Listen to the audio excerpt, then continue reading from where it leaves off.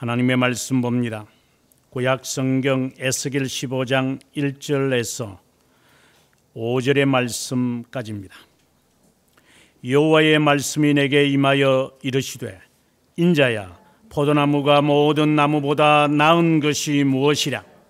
숲속의 여러 나무 가운데 있는 그 포도나무 가지가 나은 것이 무엇이랴?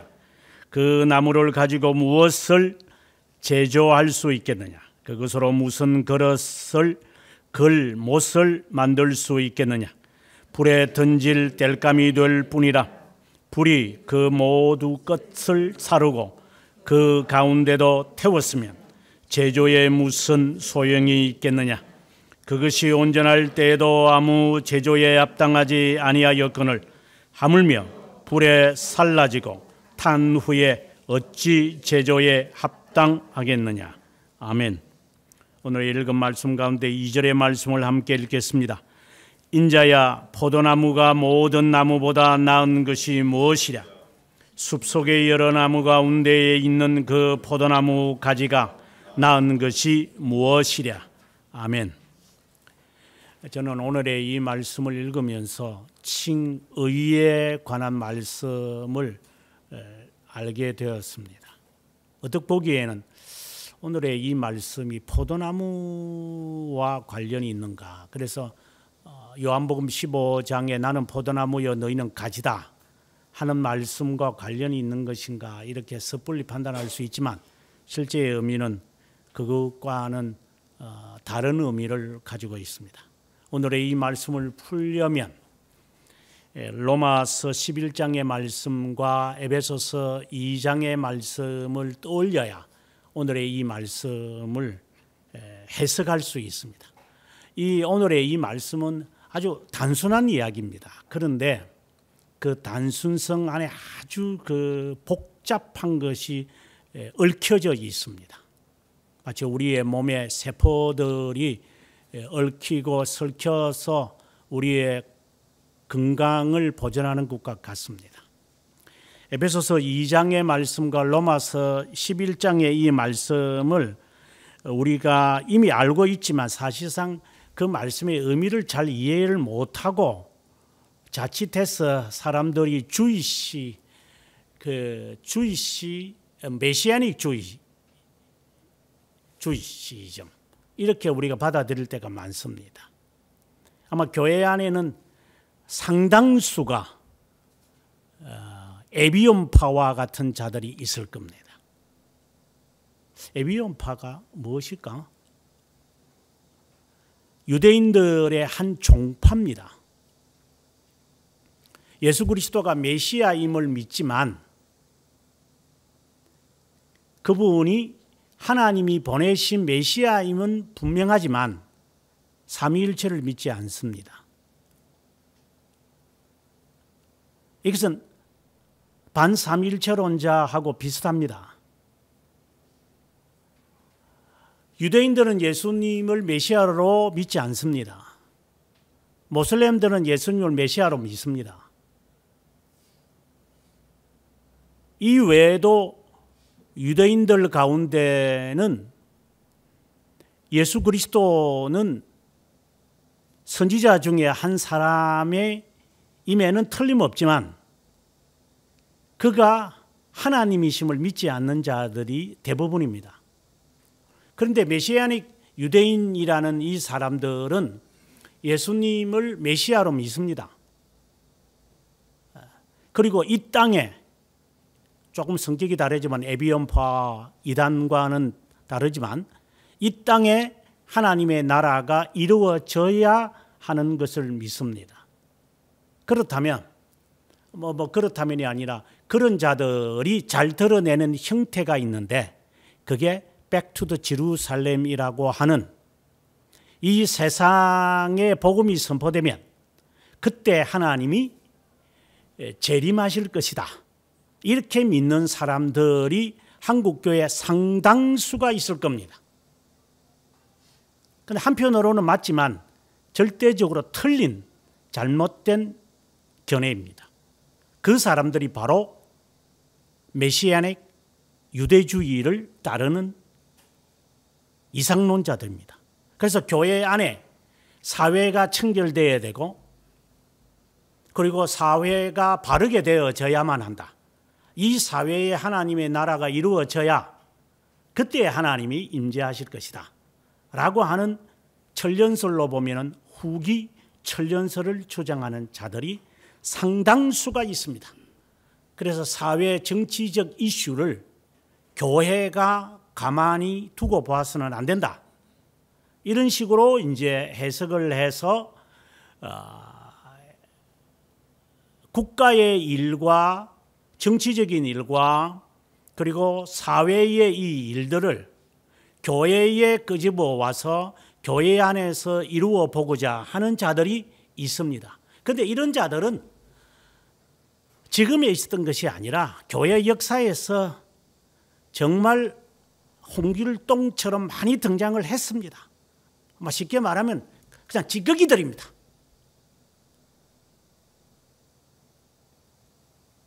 과거에 없었던 것이 이 시기에, 이 시대에, 이 나라에 있는 게 아닙니다. 여러분들이 갖고 있는 신앙의 그 그릇된 모습이나 바른 모습들이 과거에 그대로 있었습니다. 없었던 것이 새로 일어났다. 그러면 그거는 100% 이단입니다. 신흥은 이단성을 갖고 있는 대표적인 성격입니다. 로마서 11장과 그리고 에베소서 2장의 말씀을 사람들은 아주 잘 왜곡시킵니다. 오늘의 이 말씀에 대한 전제가 되어져야 오늘 단순한 그 포도나무에 관한 이야기인데 라고 하는 이 말씀을 풀 수 있습니다. 아주 단순한 이야기입니다. 실제로 에스겔 15장의 말씀을 2절에 말씀한 것처럼 이렇게 시작을 합니다. 포도나무가 모든 나무보다도 더 나은 것이 있느냐? 이렇게 물어봅니다. 그 다음에 한 단계 더 나아갑니다. 숲속에 많은 나무들이 있는데 그 나무들의 가지들이 이제 뻗어 있겠죠. 그 가지들보다 포도나무의 가지가 쓸모 있겠느냐? 하물며 열매를 맺지 못한 포도나무가 무슨 소용이 있겠느냐? 포도나무에서 사람들이 기대하는 것은 열매입니다. 포도나무의 그 준수함을 포도나무 준수하지 않습니다. 가지도 뻗어 있지도 않습니다. 그냥 이렇게 뱀새끼처럼 그렇게 되어 있습니다. 대나무처럼 뻗어 있는 것도 없습니다. 열매가 맺지 않으면 포도나무는 아무 가치도 없습니다. 땔감으로도 못 씁니다. 쓸 짝이 없는 겁니다. 열매 맺도록 하는 것이 과실나무의 성격입니다. 그러면 그 포도나무는 누구냐? 바로 예루살렘에 거주하는 거주민이라고 이야기를 합니다. 예루살렘에 거주하는 거주민, 예루살렘을 말하는 게 아니라 예루살렘에 거하는 거주민이라고 이야기를 합니다. 그러고 난 다음에 이제 또다시 이제 말씀을 합니다. 이것은 이제 에스겔이 어떻게 본다면은 이제 말씀을 해석하는 것이라고 보면 좋겠습니다. 6절부터 이제 숯불 가운데 있는 포도나무를 불에 던질 땔감이 됐다고 하자. 이제 그래도 쓸 수도 없지만 아무 필요도 없는 거지만 가지가. 그런데 이게 잘 타지도 않습니다. 그러면 포도나무가 생각을 하겠지. 아, 나는 아무짝에도 쓸데기 없으니까 나를 불에 집어넣겠나? 이렇게 생각을 했다고 하자. 나는 그렇게 하지 않는다. 하나님이 말씀합니다. 우리가 에스겔서 예레미야서를 보고 우리가 에스겔서로 왔는데 여호야긴 왕 때 이제 느부갓네살이 쳐들어와서 예루살렘을 점령을 했습니다. 그런데 이것을 이제 탈출해야 되는데 신흥 이 나라다 보니까 마치 저희 나라가 명나라를 섬기다가 이제 청나라를 섬기는 오랑캐죠. 그것을 섬기는 것이 옳지 않다라고 하는 갈등이 실제상으로 저희가 14세기에 있었던 것처럼 이제 그와 유사한 것처럼 이집트를 우리가 고소해야지 해서 이집트의 왕이 이제 군사들을 데리고 올라오자 느부갓네살이 후퇴버리고 맙니다. 그때 여호야긴이 자신들의 사신들을 데리고 예레미야에게 왔습니다. 이 봐라. 당신의 예언이 틀렸지? 느부갓네살에게 우리가 굴복하라고? 굴복하기는 뭘 굴복해? 도망갔는데 저 봐. 우리가 믿었던 저 이집트가 훨씬 강하잖아. 라고 이야기를 했습니다. 그때 에스겔이 예레미야가 하는 말입니다. 이 나라는 망할 것이라고. 느부갓네살이 다시 올 것이라고. 아니나 다를까? 느부갓네살은 다시 쳐들어왔습니다. 그리고 이집트까지 몰살해 버리고 맙니다. 마치 그것처럼 뭐 하나님에 대한 이야기를 우리가 듣고 뭐 심판에 대한 이야기를 듣고 이렇게 들었는데 그래 소용이 없다고 해서 하나님이 나를 잘라내서 불 속에라도 필요도 없는 땔감이니까 아무 데나 집어 던져버렸는데 이봐 하나님의 심판을 피했잖아. 나는 불이 나에게 임하지 않았잖아. 라고 하더라도 하나님이 경고합니다. 나는 너희를 심판할 거다. 오늘 이 말씀 바로 이 말씀입니다. 근데 이 말씀 안에 감추어져 있는 깊은 뜻이 있습니다. 그것이 이제 우리가 지금 살펴보게 될 로마서 11장의 말씀과 에베소서 2장의 말씀이 되는 겁니다. 로마서 11장으로 가면 13절부터 너희가 이방인이라고 이야기를 합니다. 우리 보고 이방인이라고 합니다. 그러면서 우리말에는 돌감난나무라고 하는데 저는 잘 모르겠어요. 왜 돌감난나무인지.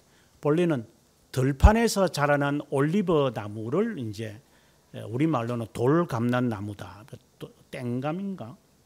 아무튼 지 마음대로 피어난 잡초처럼 올리브 나무인데 가꾸어진 것이 아니라 그냥 아무렇게나 이렇게 버려진 그런 올리브 감난나무가 있습니다.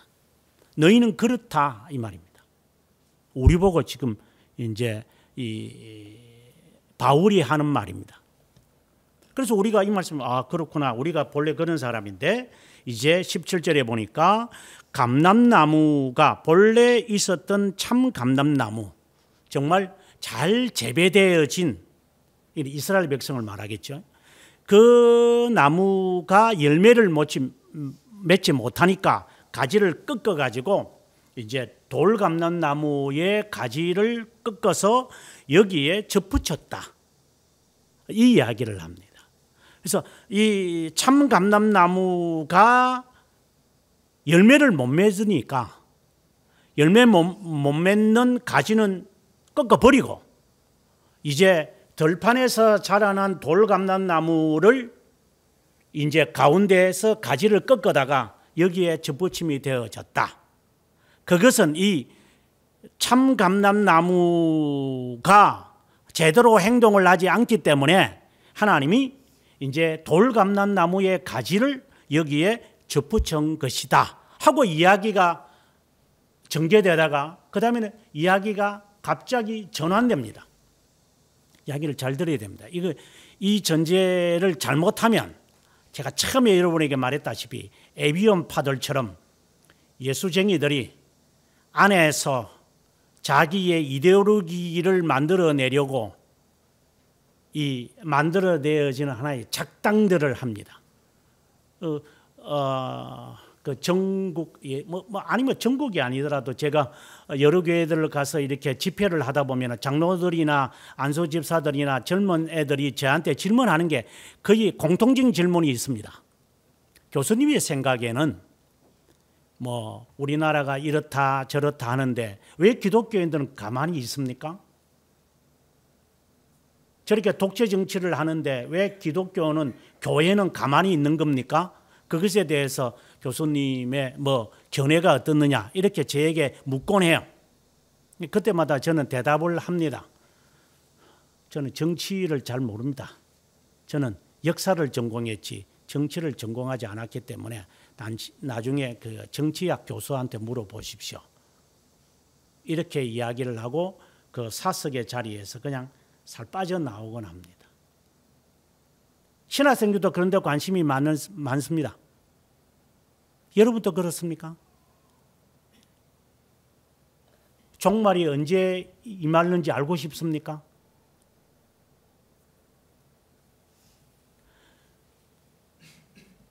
이러한 신앙을 가지고 있는 사람들, 또 다르게 말한다면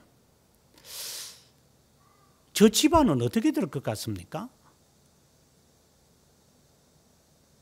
저 애는 어떻게 될 것 같습니까? 우리 애는요. 이러한 문제에 사람들은 관심이 참 많습니다. 14장을 제가 여러분들에게 3년 전에 제가 설교 양서를 요약하라고 했던 것을 여러분들이 다 하셨는데 무엇을 배웠습니까? 노아나 다니엘이나 욥이 내 앞에 서서 있을지라도 그 신앙으로만 구원받는다. 그 자녀도 구원받지 못할 것이다. 그 사람만 구원받을 것이다. 그들이 서서 뭐 하는데요?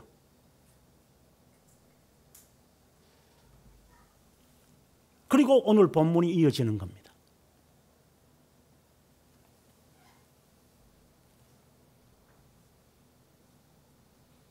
하나님이 누구를 구원하시고 누구를 구원하지 않는 것은 너의 알 바가 아닙니다. 예수님이 제자 가운데도 그랬습니다. 저 사람은 어떻게 될 것 같은데? 요한복음 21장에서 하는 말입니다.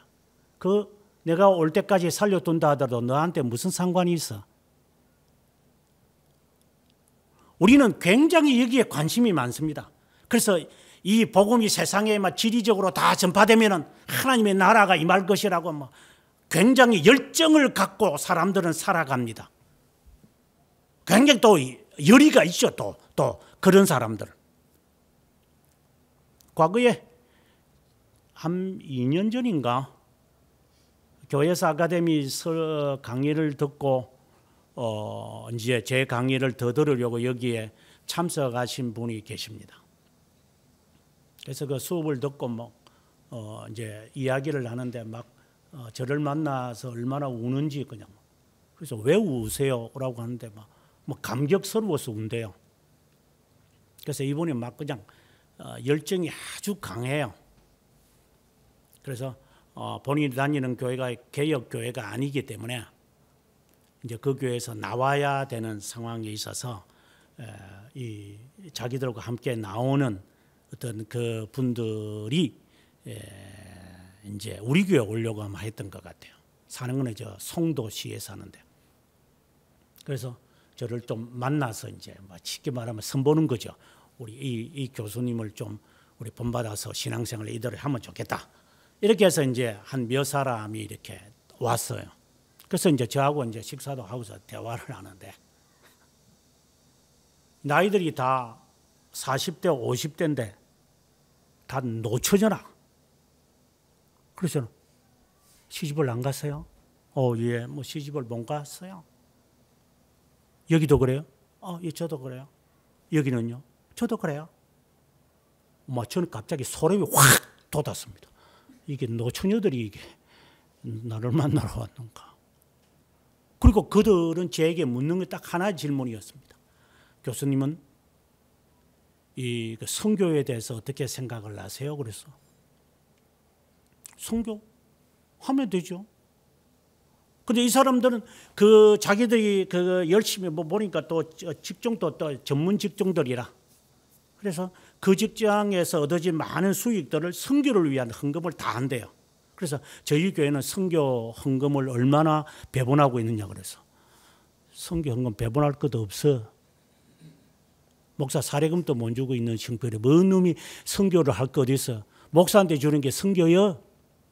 그랬습니다. 그러니까. 그리고 헤어져서 지금까지 침묵을 지키고 있습니다. 교회가 선교센터입니까?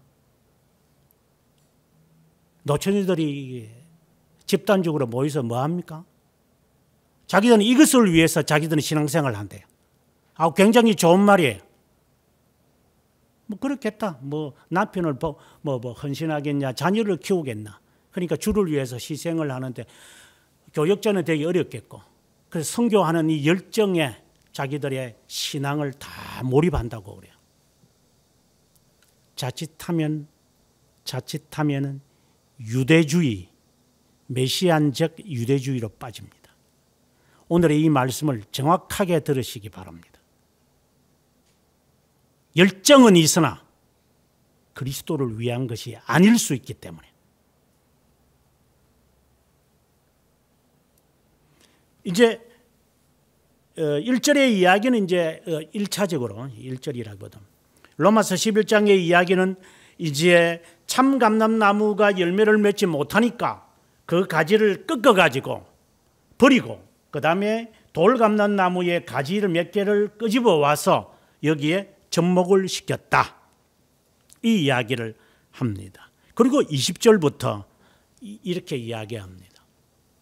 돌감람나무를 가지를 참감람나무에 접붙였으면 왜 하나님께서 참감람나무의 가지를 꺾어버리겠느냐? 이 이야기를 질문을 합니다. 교만하지 마라. 라고 이야기하면서 교만하게 되어지면 언제든지 참감람나무도 꺾은 것처럼 너도 꺾을 것이다. 동감람나무 얘기하는 이야기입니다. 그러면서 하는 말이 22절, 23절에서 계속적으로 하는 말이 하나님의 자비함과 하나님의 인내하심을 설명을 합니다. 그리고 25절에 가서 이것은 신비로운 것이다 라고 이야기를 합니다. 그렇다면 이 말씀이 아주 사람들이 해석하기가 쉬운 겁니다. 자, 우리는 돌감람나무였어요. 네, 이방인이었습니다. 에베소서 2장으로 이제 자연스럽게 옮겨가는데, 그런데 하나님이 우리를 다윗의 혈통이 될 수 있도록, 아브라함의 자손이 될 수 있도록 우리를 하나님이 꺾어서 이제 그 자녀가 되게 하셨습니다. 감사합니다, 여러분. 이제 우리가 열매를 맺읍시다. 교만하지 맙시다. 이제 이 이야기로 아마 전개될 거예요. 그러나 에베소서 2장으로 갑니다. 11절에 보면은 너희는 생각하라. 육체로는 이방인이요 손으로는 육체에 행한 할례를 받지 않는 무리였다. 12절에 그리스도 밖에 있었고 이스라엘 나라 밖의 사람이다. 언약에 관해서는 외인이고 세상에서 소망이 없고 하나님도 없는 자였다.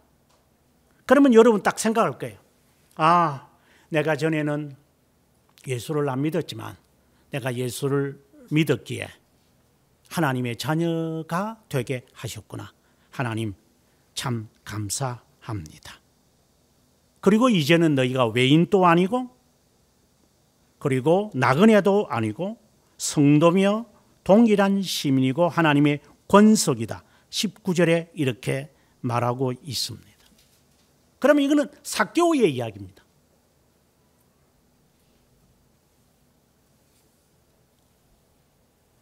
우리는 여기에서 방금 제가 말하는 이 두 이야기, 우리가 이방인이었고 그리고 이스라엘 가운데서 참 이스라엘이라 잘못된 것이 있으니까 하나님이 우리 같은 사람을 대치하셨구나. 정말 은혜 감사하다. 그래서 우리가 은혜 가운데 그리스도에게까지 자라가야만 될 거다. 우리는 이렇게 일반적으로 해석을 합니다. 그런데 여기에 생략된 게 뭐죠? 여기에 누락된 게 뭐죠?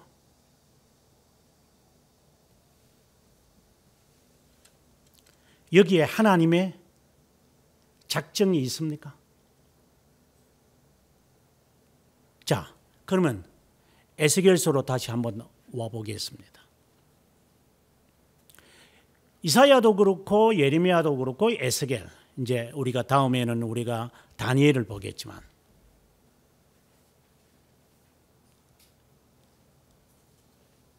바벨론으로 포로로 잡혀가게 죄들을 많이 지어서 하나님이 이들을 바벨론으로 포로로 잡혀가게 했어요. 그리고 70년 후에 돌아왔어요. 이스라엘 백성들이 출애굽을 했을 때 광야에서 40년 동안 시련을 받아가지고 이제 가나안 땅에 새로운 무리들이 들어온 것 같은 것처럼 여겨집니다. 출바벨론을 하고 난 다음에 이스라엘 백성들이 돌아왔습니다. 스룹바벨과 함께. 새로운 민족성을 가진 것처럼 보였습니다. 그런데 과연 그렇습니까? 학개 선지자의 말씀을 우리가 비로소 볼 때 오히려 더 악해졌습니다. 가나안 땅에 들어가는 사람들이 광야에서 죽은 사람들보다 더 나은 게 있었습니까? 그러면 하나님은 왜 이렇게 자꾸 어려움을 주셔가지고 왜 이렇게 시련을 주셔서 회개도 안 할 건데 하나님이 징벌을 내리시고 회개하면 된다. 근데 회개한 것이 아니에요, 이게. 그럼 왜 이런 일을 계속해서 하시는 것인가? 회개하면은 돌아오면 내가 회복시키겠다. 그래서 몇몇 이제 회개하는 모습을 우리는 합니다. 그러면 하나님이 이제 회복시킨 것처럼 보입니다. 이제 우리가 돌아왔다. 하나님은 제게 회개합니다. 이 죄에 제가 일이 막 그르치는 거 보니까 하나님은 제가 이 죄를 제가 벗어버려야 되겠습니다. 하고 우리는 회개를 하고 본래 모습을 돌아온 것처럼 이렇게 합니다. 여러분의 경험 속에 돌아왔습니까?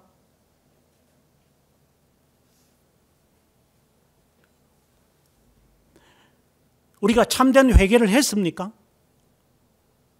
그때마다 어려움을 직면하고 해결하고 마치 반창고 델밴드 바르는 식으로 붙이는 식으로 우리는 그렇게 살아가지 않습니까? 이게 신앙생활입니까? 하나님은 왜 애굽의 생활을 430년 하고 광야 생활을 40년 하게 만들고 출바벨론을 하기 전에 70년 동안 바벨론 생활을 하게끔 하셨을까? 어차피 안 돌아올 애들.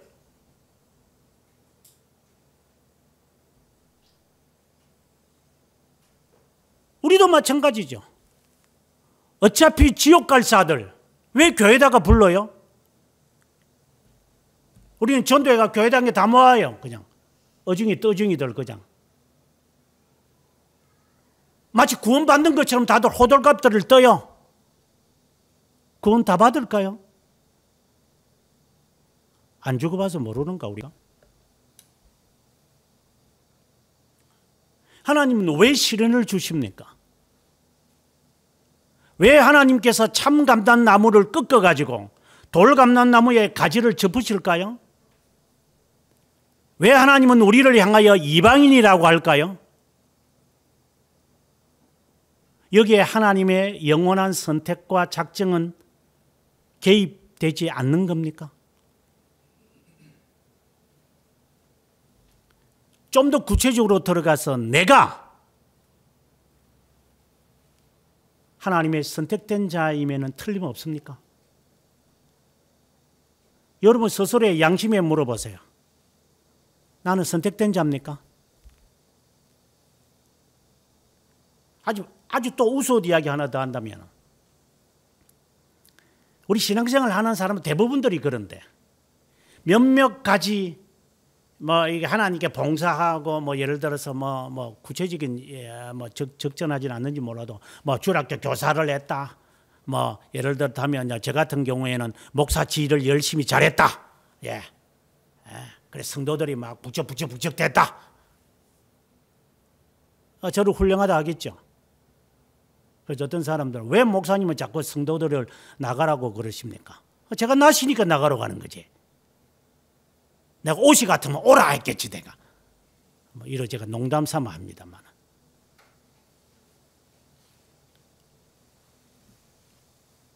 그러한 일들을 통해서 사람들은 저를 굉장히 좋아하겠죠. 또 우리도 이러한 일들을 예를 들어서 자녀가 잘 된다거나 이렇게 되어지면 하나님의 영광을 되겠다고 그래서 꼴 집어넣고 하나님께 감사하고 그렇게 하는가? 이런 자들을 한마디로 예수 그리스도가 지칭하기를 외식하는 자들.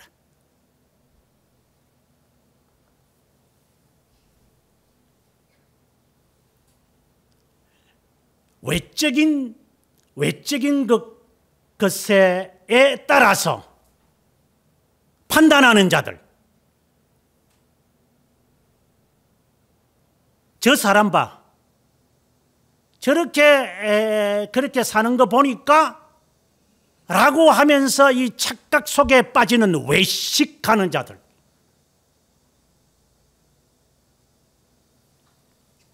이거는 전형적인 외식하는 자들입니다.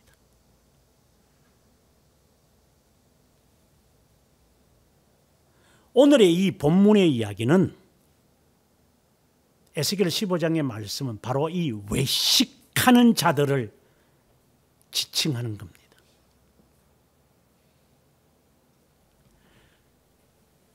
너가 돌감람나무였다가 참감람나무에 왔다고 하는데, 우리가 하나님의 자녀가 되었다고 하는데 우리가 스스로가 난 하나님께 돌아왔어요 그렇게 말들을 해요. 나 집부침이 되었어요. 그래서 나는 이제 하나님의 자녀의 복을 받을 거예요. 이렇게 사람들을 착각 속에 빠집니다. 그런데 로마서 11장에서는 믿음과 관련을 짓고 하나님의 인자하심과 관련을 지어요. 너가 젖부침이 되었다고 해서 열매가 맺지 않아도 괜찮을 것 같으냐?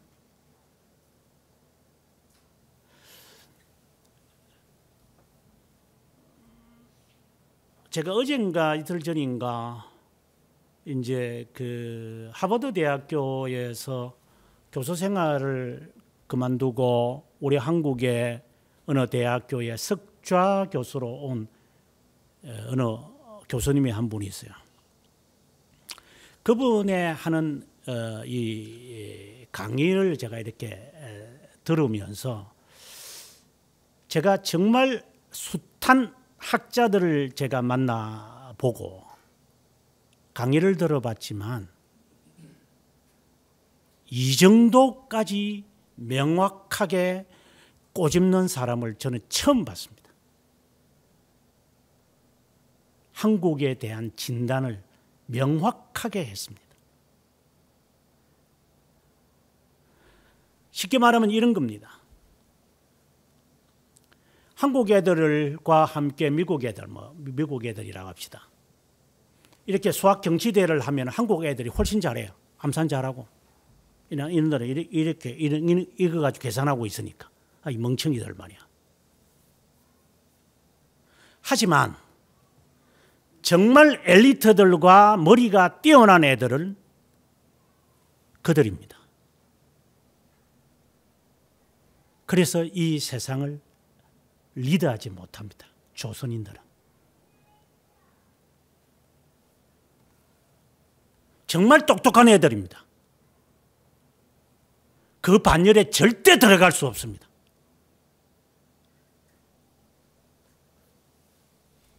그것은 교육의 방식에서 다르다고 이야기들을 합니다. 예, 저는 20년 가까이 살면서 그걸 알아냈습니다. 조선인들이 지금처럼 이 교육을 하면 우리는 망하게 돼 있습니다.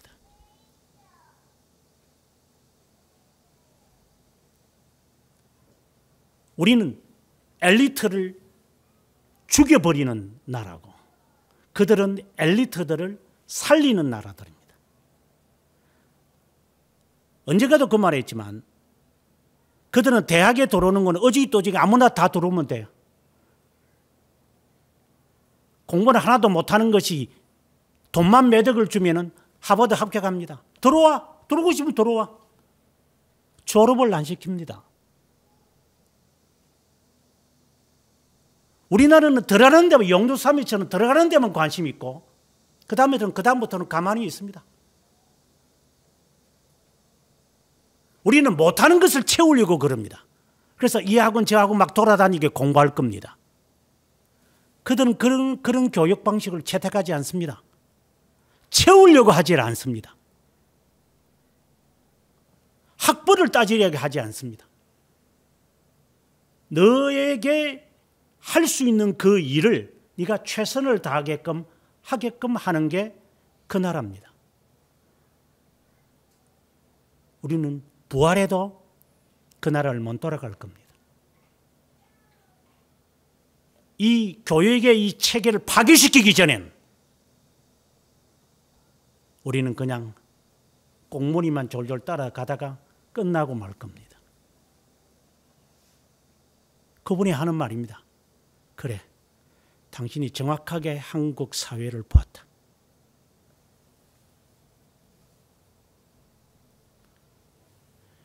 예수쟁이들이 똑같은 이러한 현상이 있습니다. 교회만 오면 되는 줄 압니다. 봉사만 하면 되는 줄 압니다. 사역만 하면 되는 줄 압니다. 그거하고 구원하고 무슨 상관이 있습니까? 그거하고 졸업하고 무슨 상관이 있습니까?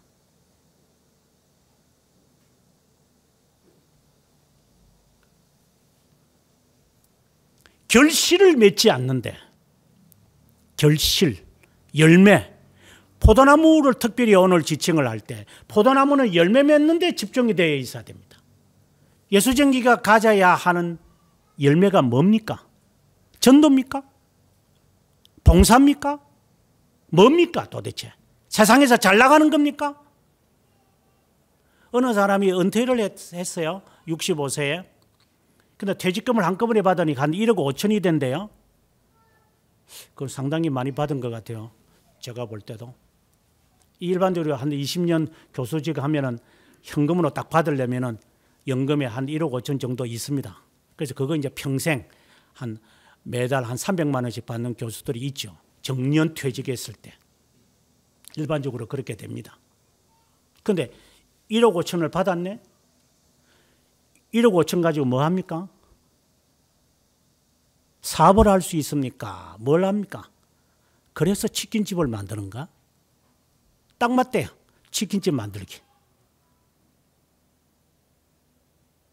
20년 동안 열심히 교수 생활해서 엘리트 의식으로 살았는데 은퇴하고 나면 할 게 없어요.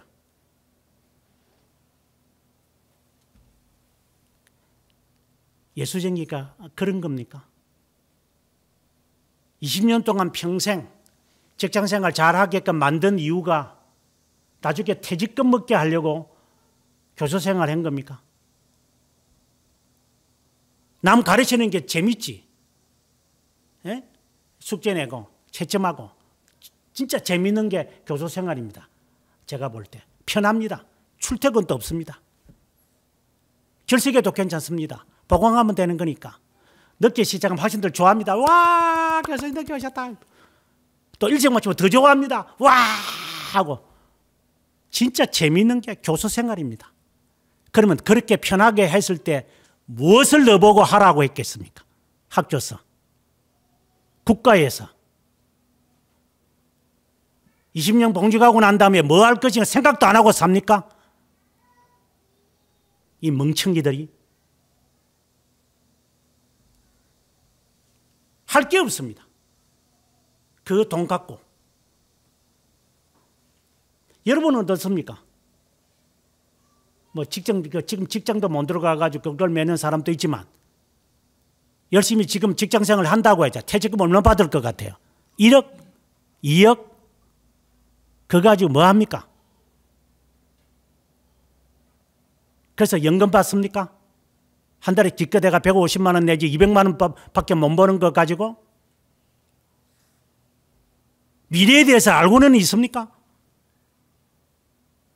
그래서 자식을 키워가지고 자식한테서 등쳐먹으려고 그럽니까? 도대체 인생의 전체에 대한 플랜은 갖고 있습니까? 오늘 다급한 이 문제를 해결하면 다 해결된다고 생각이 됩니까? 예수쟁이들이 그렇습니까?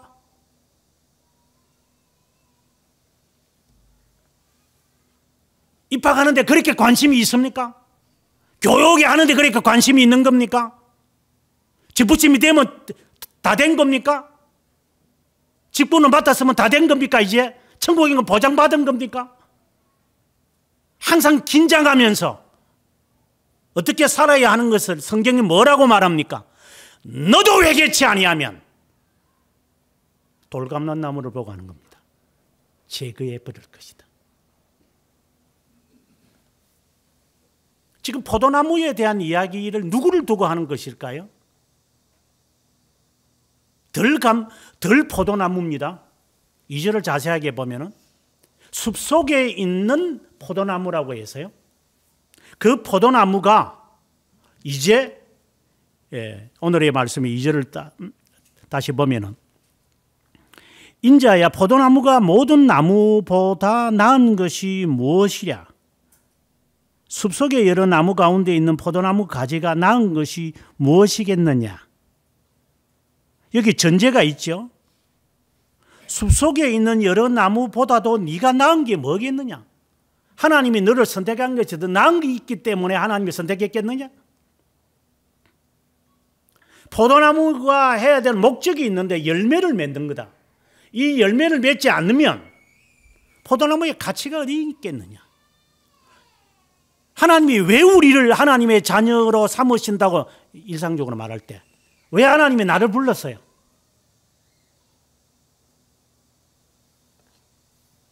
하나님이 나를 부르신 목적이 뭡니까? 영원에서 하나님이 나를 선택한 이유가 뭡니까 도대체?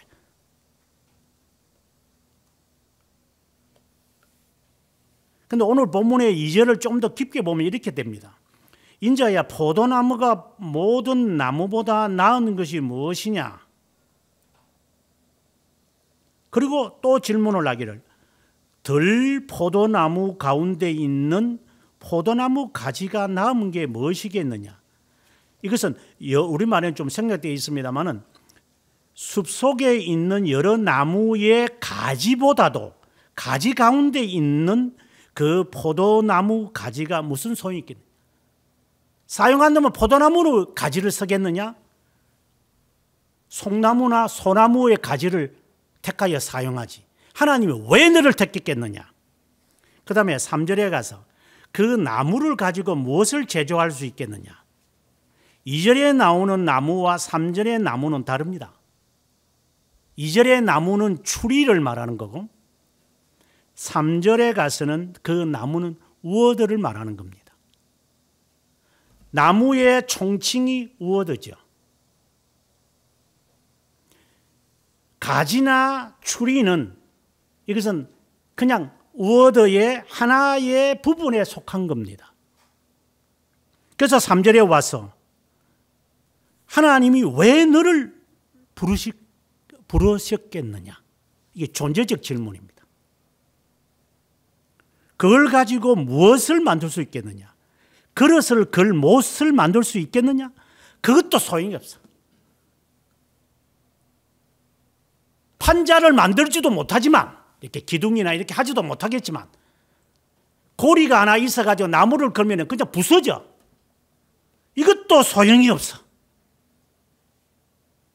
그럼 도대체 왜 하나님이 나를 부르실 것을 같으냐? 하나님이 왜 나를 어렵다고 여기셨겠느냐?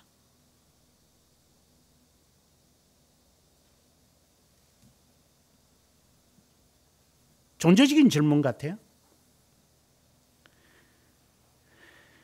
5절에 가서 온전할 때도 필요가 없는데 불에 살라지고 난 다음에 뭔 소용이 있겠느냐? 회개치 않은 것을 말해요. 인간의 존재의 목적을 말하죠. 하나님이 왜 너를 불렀겠느냐? 왜 돌감람나무 가지 몇 가지를 꺾어서 참감람나무 꺾어버린 그 사이에 집어넣었겠느냐? 뿌리에서 나오는 진액으로 말미암아 감람나무의 열매를 맺게, 그러니까 참감람나무의 열매를 맺게끔 한 거지 돌감람나무의 열매를 맺게 했겠느냐? 우리는 이렇게 생각을 합니다. 내가 예수께 왔습니다. 네. 하나님, 제 하는 일이 잘 되기를 바랍니다. 돌감람나무의 열매 맺게 했겠느냐? 참감람나무의 열매를 맺게끔 하시는 것이지. 우리는 이 착각에서 빨리 벗어나야 됩니다. 당신의 뜻이 이루어지는 것이지 내 뜻을 이루어지기 위해서 살라고 하나님이 우리를 하나님의 자녀로 영원에서 삼으셨겠어요? 그럼 아직도 우리가 신앙생활을 하면서 하나님이 나를 부르신 목적을 지금 모르고 살아가는 사람들이 대부분일 거예요. 그러면 하나님이 나를 선택하신 목적이 뭐이죠? 하나님이 왜 나를 선택하셨어요? 그 목적이 뭐예요 도대체? 교회 오는 목적이 뭐예요 도대체?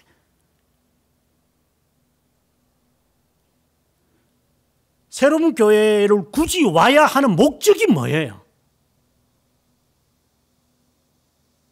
목사는 투가면 나가라 그러고 이거는 뭐 잘라버리고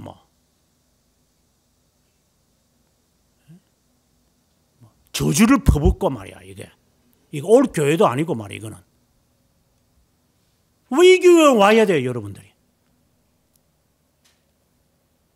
이건 너무 비약을 난 질문인지 모르겠지만 선택으로 다시 돌아가서 하나님이 왜 나를 부르신 거예요? 감람나무라고 하지 않고 포도나무라고 했는데 오늘의 성경 구절에서 제가 이 말씀을 인용을 했습니다. 예레미야 2장 21절에 보면 내가 너를 순전한 참 종자 귀한 포도나무로 심었거늘 내게 대하여 이방 포도나무의 악한 가지가 되면 어찌미냐. 여기에 분명 그 선택이 나오죠. 그런데 열매가 맺지 않은 것을 이야기하죠. 그런데 원문에는 이렇게 되어 있습니다. 내가 너를 귀중한, 여기서 귀한 포도나무라고 했는데 이게 정확하게 해석한 것 같아요. 귀한, 노블, 왕 같은 제사장이요. 귀한 포도나무를 내가 심었는데 이렇게 접붙임 시켰다 이 말입니다. 불렀는데 그 다음 이방 포도나무의 악한 가지가 되면 무엇이냐? 이게 악하다라고 하는 말이 나쁘다라는 개념이 아니라 이상한 가지입니다. 왜 이상한 열매를 맺냐? 그리스도의 부르심이 뭐냐? 의의 열매를 맺으라고 한 게 아니냐? 근데 왜 이상한 가지를 맺었냐? 계속해서 이사야 27장 3절의 말씀에서 나 여호와는 포도원직이다. 때때로 물을 주며 밤낮으로 간수하여 아무든지 일을 해하지 못하게 했다. 밤낮으로 누가복음에도 보면은 열매 맺지 못하는 무화과 나무를 찍어내버릴 것이라고 주인이 이야기하자 종이 하는 말이 제가 더 수고하겠습니다. 그래서 수고하고 애쓰겠습니다. 하나님이 나를 부르신 이유가 뭐예요? 결실하고자 한 거죠. 네 직장 잘 되고 네 가족이 화목하고 사업들이 번창하도록 하나님이 우리를 불렀겠느냐? 물론 이제 그것은 부차적인 이야기예요. 그거는 목적이 아니에요. 그럼 왜 불렀겠느냐?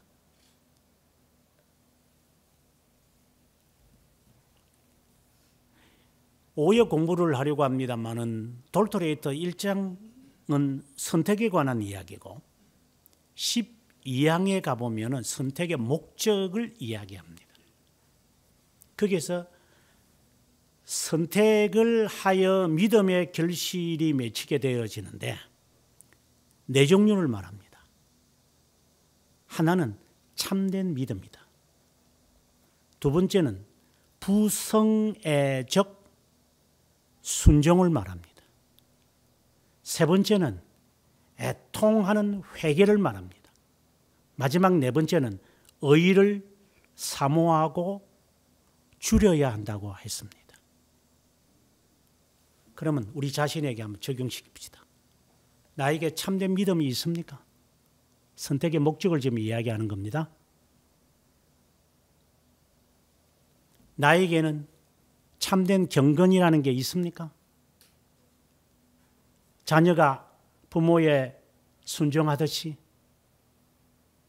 세 번째, 나는 정말 자기 일 부인하면서 참된 회개가 있습니까? 네 번째, 나는 의에 대하여 목마릅니까? 쉽게 말한다면 하나님의 선택된 자의 존재 목적이 뭡니까 도대체? 이것을 위해서 우리에게 필요하니까 먹고 입고 마셔야 할 것이 필요한 겁니까? 먹고 마시고 입기 위해서 필요한 겁니까? 인생은 20년 동안 교수 생활하는 거로 끝납니까? 그 다음에 30년을 어떻게 살 겁니까? 그거 준비하려고 20년 하지 않았습니까? 하나님이 지금 우리를 부르셨습니다. 뭐 하라고 부를 것 같습니까? 믿음의 열매를, 목적을 이루어라고 하는 거 아닙니까? 그래서 필요한 것이 있으니까 마실 거, 먹을 거, 입을 거 지금 하나님이 제공하시는 거잖아요. 그거 염려하지 말라고 할 정도로. 왜 내가 직장을 다녀야 됩니까? 그 이유가 있습니까? 전에도 한번 그 말 했지만 지금은 더 어렵지만 박사학위 받고 한국에 오니까 교수 되는 것은 5군데밖에 없어. 우리나라 신학교가 그렇게 한 50여 개가 있지만 내가 가는 수 있는 학교는 5개밖에 없어. 그것도 우리 교단에 속한 거라면 딱 하나밖에 없어. 총신대. 거기에 다 집중을 해요. 1년에 한 25명이 박사학위 받고 오는데 그 교수되기가 그렇게 쉬운 겁니까? 그래서 침례교 학교에 가서 교수 되려고 처음에 했어요. 면접을 하니까 대뜸 하는 말이 우리 학교는 기정이 필요한데 교수님은 저희 학교 교수가 되면 어떤 기정을 하시겠어요? 해서 아마 그때 제가 아마 한 2억 정도 기정하겠다 이러면 바로 대학 교수가 됐을 것 같아요. 하늘의 별따기입니다.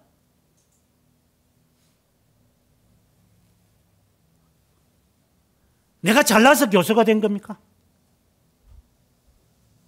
저보다 못난 사람들이 많아서 제가 된 겁니까?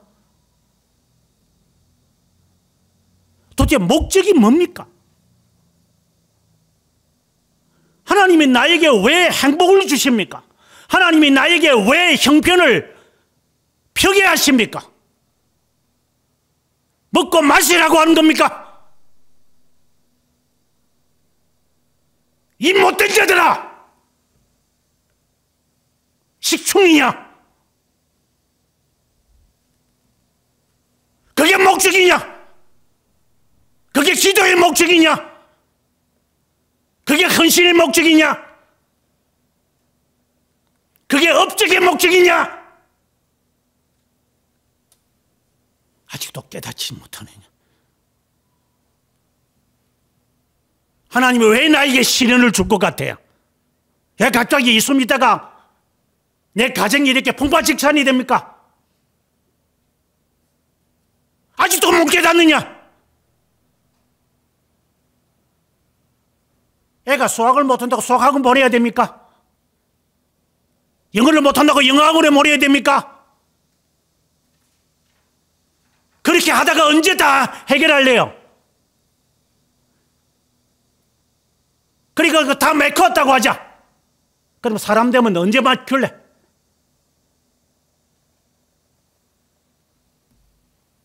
도대체 교육의 목적이 뭡니까?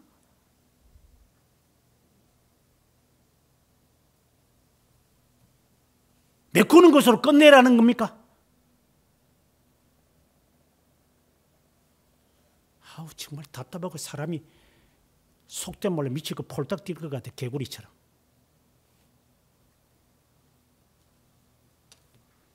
사무엘상 2장의 말씀을 인용했습니다. 2장 6절에 여호와는 죽이기도 하고 살리기도 하고 서울에 내리기도 하시고 거기에 올리기도 하시는도다. 이런 하나님을 믿습니까? 그래서 그 하나님을 믿는다고 하면서 하나님 앞에 몇 가지 행동만 이렇게 아침을 하면서 손을 비벼가면서 봉사하고 애쓰고 하면 하나님이 어허 하고 기분이 좋아가지고 하얀 수염이 이렇게 만져가면서 코수염을 만져가면서 빗질 해가면서 하나님에게 복 준다고 생각을 합니까? 외식하는 자야. 지옥이 네 눈앞에 있을 거야.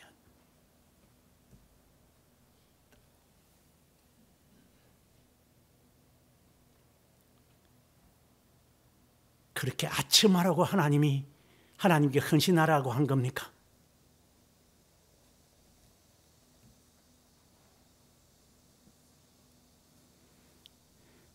하나님은 언제든 죽이기도 하고 살리기도 합니다. 내가 기도해서 아픈 자가 나아진 겁니까? 내가 신앙생활 잘하니까 하나님이 나에게 행복을 주신 겁니까? 그하고 무슨 상관이 있습니까? 너 경건과 믿음의 결실을 위해서 필요한 것을 하나님이 우리에게 제공하시는 것에 불과한 겁니다. 그거 가지고 까불고 있어? 이제 그건 바쁘니까 이제 그것 때문에 이제 봉사하는 걸 멈춰야 되겠다고? 일반적으로 그러잖아. 이게 도대체 주객이 전도가 되고 있어, 이제는. 필요해서 허락했더니만 이제는 주객이 바뀌어가지고 바빠서 예수 못 믿겠대요. 진짜 그게 돌감람나무나 썩어서 열매 맺지 못하는 참감람나무 가지 꺾인 것이나 다를 바가 무엇이 있어요?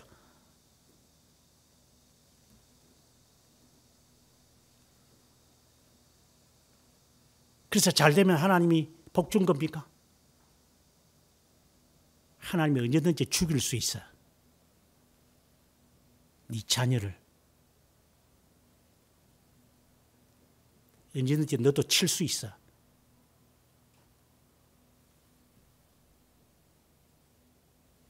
음모를 꾸며서 최근에 어느 사람을 감독으로 만드니까 온갖 그동안에 있었던 거짓인지 참인지 모르지만 뉴스 선상에 얼마나 떠오르는지 이 못된 것들 그냥 남이 잘 되는 게 배가 아파가지고 못 견디겠지 그냥.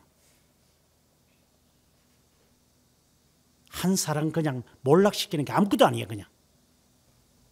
이 더러운 민족, 더러운 민족성, 이 조선인들.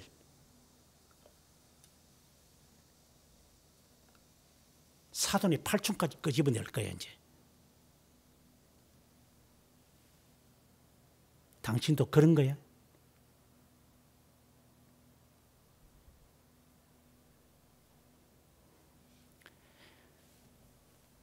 하나님이 나를 돌 포도나무로 합시다. 돌 포도나무로 부르신 것은 결실 맺게 하기 위함이에요. 믿음의 결실을. 아무짝에도 소용이 없어. 그 외에는. 네 재능이 어떤지 아무 소용이 없어. 그는. 그냥 네가 잘하면 되는 거야 그냥. 나는 음악에 조예가 있어요. 나는 무슨 어떤 예능에 조예가 있어요. 그거하고 하나님의 영광하고 무슨 상관이 있어?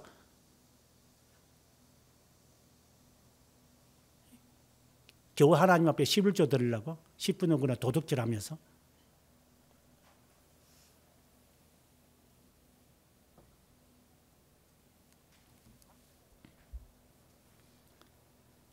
포도나무의 목적은 열매 맺으라는 거예요. 반복해서 말합니다. 믿음의 결실을 맺으라고 하는 거예요. 하나님이 나에게 먹을 거, 입을 거, 마실 거를 허락하시라는 것, 하나님의 영광을 위해서 살라고 하는 거겠죠. 하나님의 영광이 무엇인데요?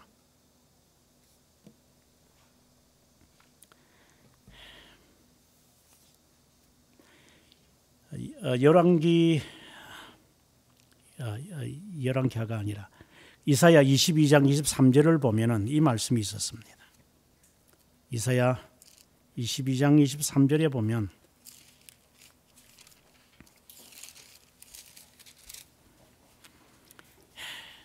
내가 또 다윗의 집의 열쇠를 그의 어깨에 두리니 그가 열면 닫을 자 없겠고 닫으면 열 자가 없으리라. 하나님의 보호하심을 말하죠. 23절 못이 단단한 것에 박힘같이 그를 견고하게 하리니 그가 그의 아버지의 집에 영광의 보좌가 되게 하기 위함이다. 그의 아버지 집의 모든 영광이 그 위에 걸리리니 그 후손과 족속되는 각 작은 그릇 종자로부터 모든 항아리까지니라. 만군의 여호와께서 이르시되 그날에 단단한 곳에 박혔던 못이 싸그리니 그 못이 부러져 떨어지면 그 위에 걸린 물건이 부서지리라 하셨다 하라. 나 여호와의 말씀이니라. 못을 근거는 못을 벽에 이렇게 박아 놓는 것은 귀중한 것들을 걸어놓게 하기 위함이에요. 그런데 이 포도나무가 그것도 못해. 썩어가지고. 그러면 걸려놓았던 게 다 어떻게 되겠느냐? 다 부서지고 아이고 저거 못 믿을 거 하고 못조차도 가치가 없어요. 하나님이 나를 선택하신 것은 이 세상에서 우리로 하여금 살게 하신 것은 업적을 남기고 절기라고 하는 게 아니라 네 직종에 그냥 눈독이 올라가지고 살라고 하는 게 아니라 이것은 나를 유지시키는 하나의 환경에 불과한 것이고 하나님의 거룩하신 뜻이 나에게 이루어지게끔 하기 위함인데 이것은 전혀 없고 못의 역할을 못해. 제대로 박혀 있어야지. 그러면 거기에 많은 금은 보화를 걸 수 있는데 걸 수도 없어 이게.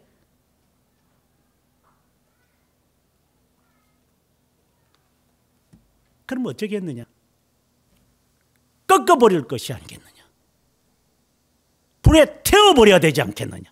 이 쓸짜기도 없는 거 이거. 싸구려 사가지고 걸어놨더니만 귀한 것 다 없애버렸다. 아주 상식적인 이야기예요. 믿음의 결실을 맺으라고. 그것은 너의 업적과 아무 상관없을 거야. 믿음의 열매를 이루기 위한 하나의 수단에 불과할 것이니까.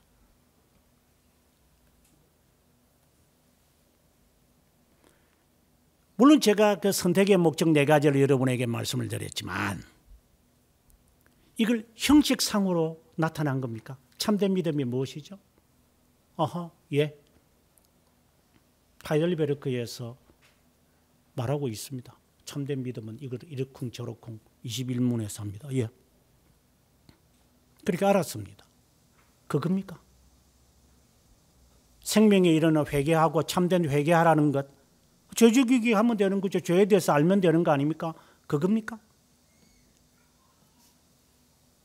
그 다음에는 의에 줄이고 목말라라고 하니까 뭐 하나님의 뜻을 찾는 거잖아요. 의에 대하여 목마르게 하는 거.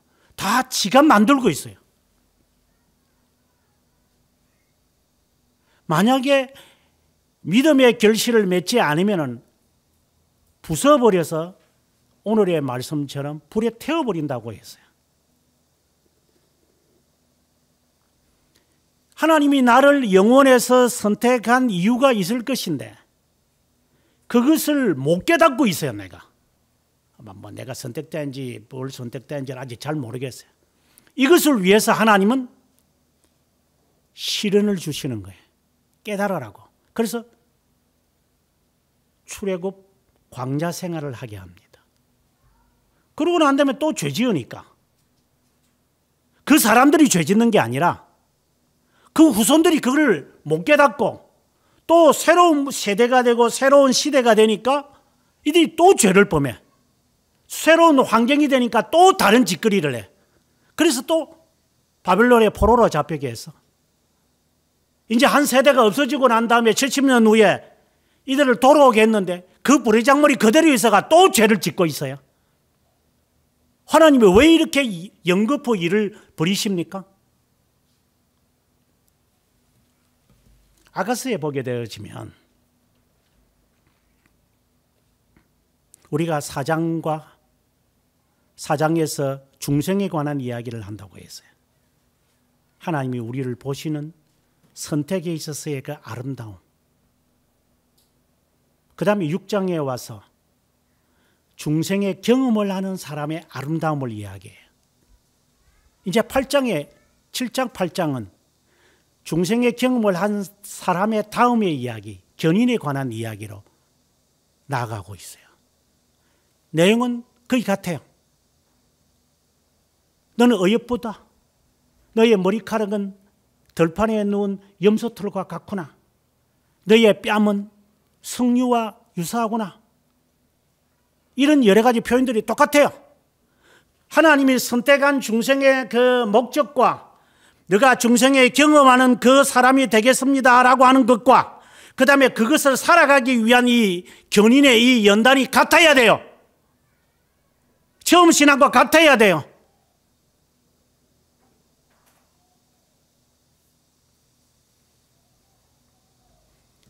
견인이 그렇게 쉬운 게 아니에요.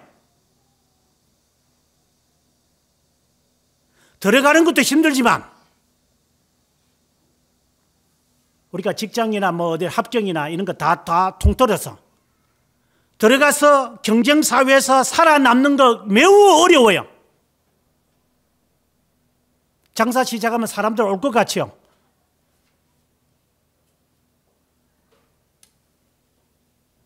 지금 시험을 앞두고 있는 사람들이 있는데 저희 교회에도 합격이 목적입니까? 직장이 목적입니까? 사업이 잘 되는 것이 목적입니까? 그것에 대해서 하나님이 나에게 수단으로 허락하신 것이기 때문에 이것이 무엇을 원하는 것인지 우리가 파악하지 못하면 어떻게 됩니까? 예를 들어서 자녀의 문제라든가 부부의 문제라든가 부모의 문제라든가 건강의 문제라든가 다양한 문제에서 우리에게 트러블이 일어납니다. 예기치 않는 것들이 일어납니다. 그거 해결하라는 겁니까? 그래서 학원 보냅니까? 그럼 해결될 것 같습니까? 하나님이 나를 시련을 허락하시고 여러 가지 연단을 하시고 우리를 단련시키는 목적이 뭡니까? 네 재주 발휘하라는 겁니까?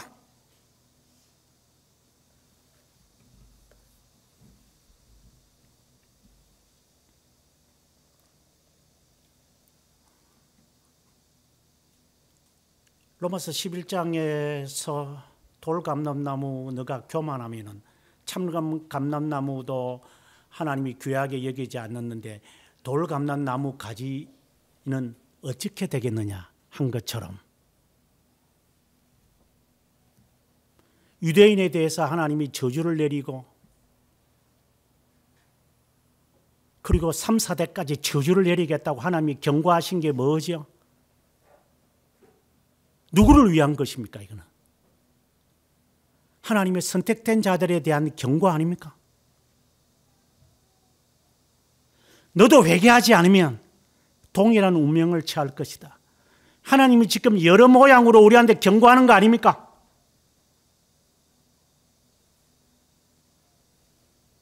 왜 경고하십니까? 열매 맺게 하기 위해서, 하나님의 사람으로 온전한 자가 되게 하여 그리스도에게까지 자라가게 하기 위해서, 그리스도인이 되게 하기 위하여, 술람미가 되게 하기 위해서 어떤 열매를 맺고 있습니까? 한번 쉽게 말해 봅시다. 너는 자녀짓 제대로 하고 있어? 너는 부모짓 제대로 하고 있어? 가정의 짓은 제대로 하고 있어? 학생이 있으니까 학생 짓은 하고 있어? 물론 그거 하는 것이 하나님의 뜻이다 이 말을 하는 게 아니고, 박힌 못처럼 활동하고 있느냐를 물어보는 겁니다. 어릴 때부터 이기주의가 있다고 그랬어. 어린아이들, 쫓겨난 것들이 어릴 때부터 성격 못된 것은 너 눈에 보여요. 제가 저희 교회에 저희 교회가 우리 교회에 있으면서 내가 뭐 어린아이들이 한두 번 왔다 갔다 한 게 아니니까, 쫓겨난 게 어릴 때부터 이게 임플란트 하는 놈이 있는 것도 봤고, 감이 있는데 아이를 그렇게 때리는 것도 봤어.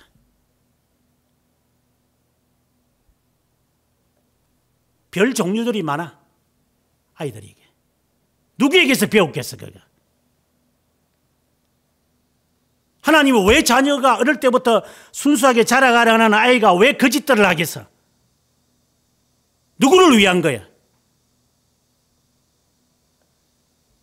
경고 아니에요?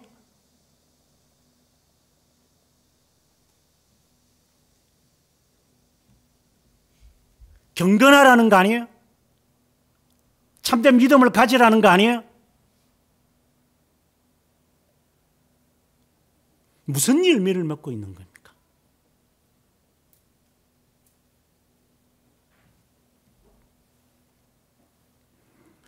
뭐 이래도 뭐 일은 잘 돼. 뭐 나는 뭐 사업은 뭐 그래 거짓그릇하고 뭐 직장생활 거짓그릇하고 뭐 그렇게 생각합니까?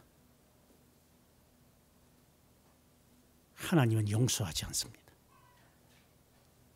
다행으로 여기지 마라. 바벨론이 다시 쳐들어와서 몰락시킬 거다. 예수쟁이들은 언제든지 긴장하는 거 아닙니까? 어떻게 졸미어 잘새가 있습니까? 어떻게 그렇게 신앙생활을 할 수 있어요?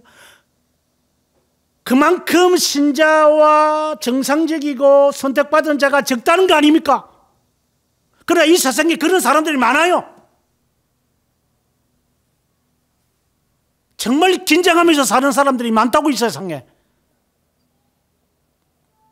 앞서는 뭐 이상한 예를 하나 드렸지만, 교수들 가운데도 한 10%도 안 되는 교수들이겠지만, 교수 생활하면서 그 남은 시간을 어떻게 연구를 해서 또 다른 것을 만들어내기 위해서, 그리고 난 다음에 이것을 직장에서 그만두고 난 다음에 어떤 일을 할 것이라고 하는 머릿속에 계획을 가지고 그 일에도 열심히 하고, 일에도 열심히 하고, 가정에도 일 열심히 하고, 교회도 열심히 하고, 또 자녀 교육에도 열심히 하는 사람 많아요.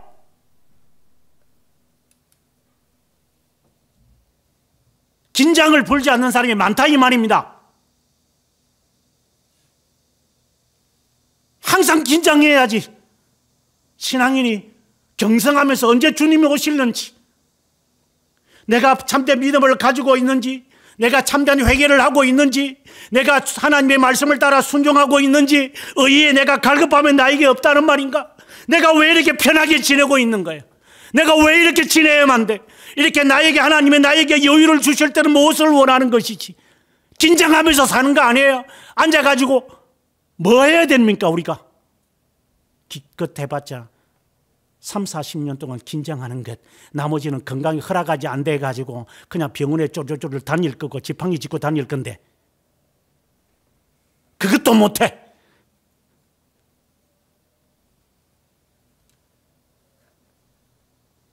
예수쟁이들이 얼마나 긴장을 해야 합니까? 안 믿는 사람들을 쳐다보고 그들처럼 행동할 여유가 어디 있어요? 교수들은 골프 치고 다니는 사람들은 꽤 있어요. 시간이 있으니까. 모르겠어요. 저는 골프 못 칩니다. 안 칩니다. 안 칠 겁니다. 별 필요가 없습니다.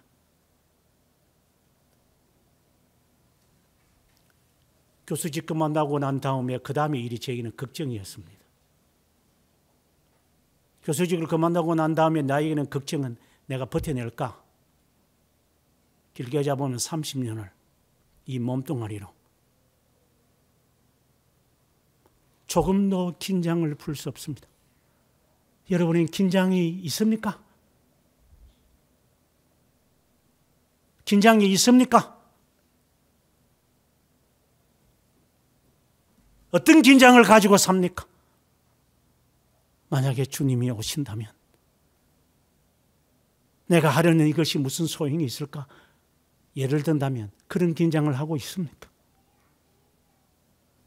왜 14장에서 너만 구원받는다고 이야기했을까요? 저는 이것을 수년 동안 여러분에게 강조하고 있습니다. 있을 때 잘해라. 남편은 남편지 되라. 사랑은 강화한 거다. 의무를 다하는 거다. 남편은 남편의 의무를 다해라. 옆에 내 때문에 남편 짓 못하겠다 하지 말고, 부모 때문에 아내 자녀 짓 못하겠다 하지 말고, 천국 가면 만나지도 못할 것,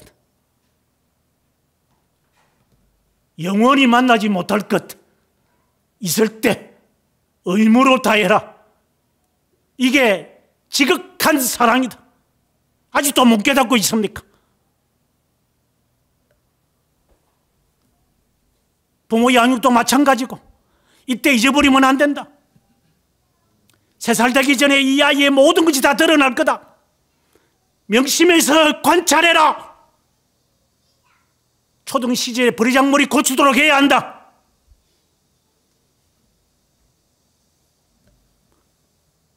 귀에 못이 박히도록 이야기하고 있어.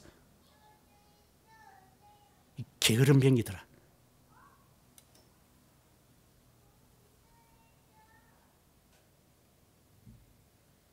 그러고 난 다음에는 걷잡을 수 없을 거다.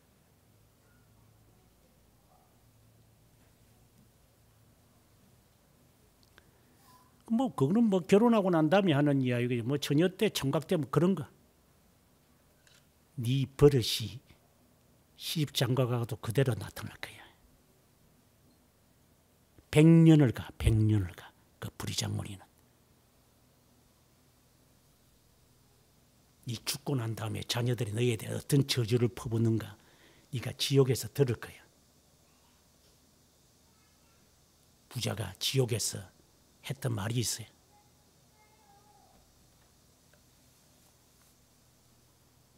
그래서 늦추겠다고? 전도 그런 말을 한번 했지만 시간 강사하면서 시간 강사는 연구실도 없어요. 그래서 강사실이 있는데 그 강사실이라면 여러 시간 강사들이 모여가지고 정말 이력서 쓰는 일에 힘주는 사람들이 많아요. 앉아서 이야기가 통해요. 그러면은 오전반 공부하고 강의하고 난 다음에 저녁반이 있다면 그 남는 시간 뭐예요?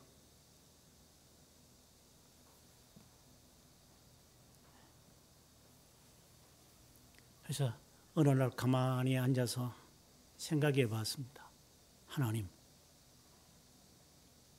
저는 요 모양밖에 안 되는 놈 같습니다. 그냥 목회하렵니다. 그때 제 마음에 떠오르는 것이 있었어요.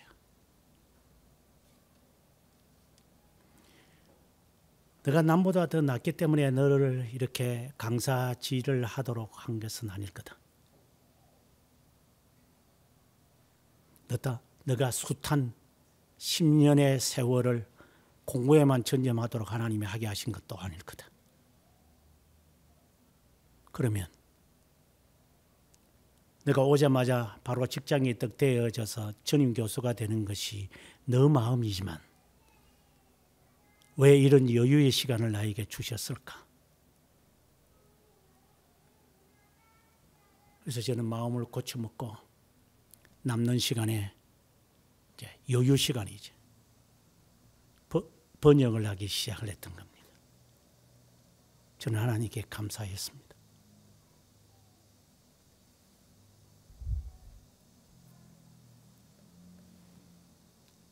하나님이 나에게 여유 시간을 주십니까? 뭐 하라고 주는 거야?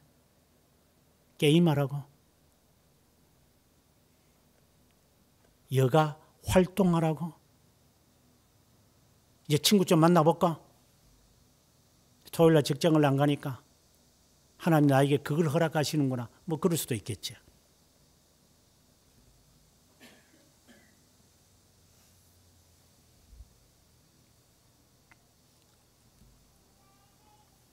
나중에 가서 깨달았지만 이것이 내 교수 생활의 파운데이션이 됐구나. 하나님 감사합니다. 나에게 여유 시간을 주신 것을 고맙게 생각합니다. 직장을 주신 않으신 하나님께 감사한다 이 말입니다. 바로 전임이 되게 하지 않은 것을 감사한다 이 말입니다. 고통스럽지만 배는 고프고 짜증스럽고 힘들고 괴롭지만 하나님 감사합니다.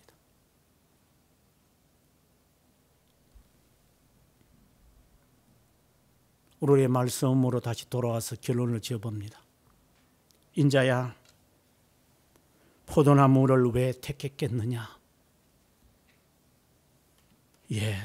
가치가 있었던 것은 아닙니다. 그래, 네가 할 수 없다면 벽에 박힌 못이라도 돼야 되지 않겠냐? 근데 그것도 못 만들겠구나. 왜? 불에 타버렸으니까. 쓸 짝이 없구나.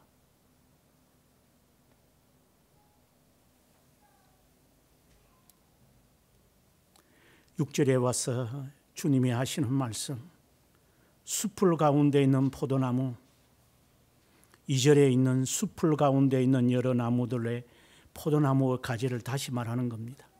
불에 던질 땔감이 되게 하신 것처럼 내가 예루살렘 주민도 그렇게 할 것이다.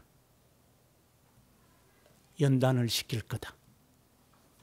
그때 정신 똑바로 차려라. 조금 더 방심하지 마라. 하나님, 그럼 저에게는 언제 여유가 있는 겁니까? 묻지 마라.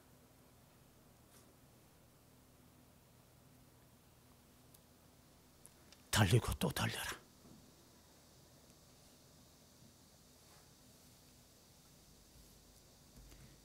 내가 그들을 대적한 적 그들이 불에서 나와도 불이 그들을 사르리라. 세상에서는 요령을 피우면서 살아가서 네가 생존했겠지만 하나님의 심판의 불은 견디지 못한다. 그 이유는 너희가 범법했기 때문이다. 이것은 경고입니다. 하나님의 자녀라고 말하는 자신에게 대한 하나님의 경고입니다. 교만하지 마라. 믿음의 열매를 맺으라. 그래서 하나님께 기도하셔야 합니다. 하나님으로부터 어렵다 여김을 받은 자격도 없는 사람. 하나님이 저를 의인으로 칭하십니까? 저는 의의 열매도 없습니다. 그 마음으로 지내라.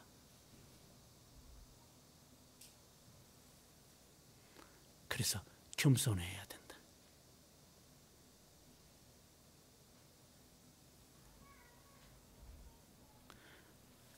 먼 시간이 지나고 난 다음 우리는 되돌아볼 겁니다.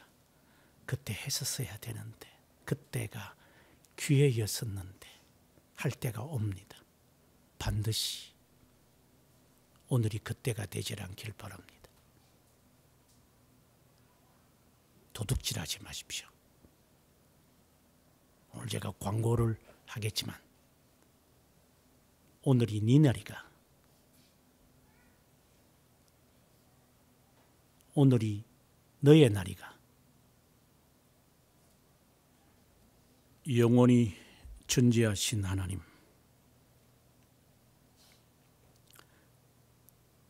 열매 맺지 못하는 나무지만 잘 박힌 못이 된다면 그 못에 많은 것을 걸어 하나님의 영광이 됨을 믿습니다. 포도나무이신 주님의 가지로서 붙어 있을 때 많은 열매를 맺음도 믿습니다.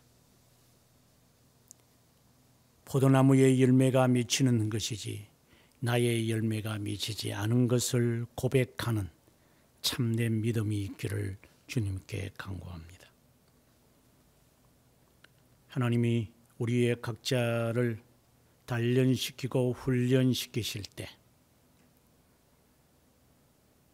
어떤 자로 준비되게 하시는 하나님의 섭리를 알고 긴장하며 준비하는 자가 되어 불평하고 불만을 토로하고 여유의 시간을 만끽하는 자가 되지 않기를 주님께 간구합니다.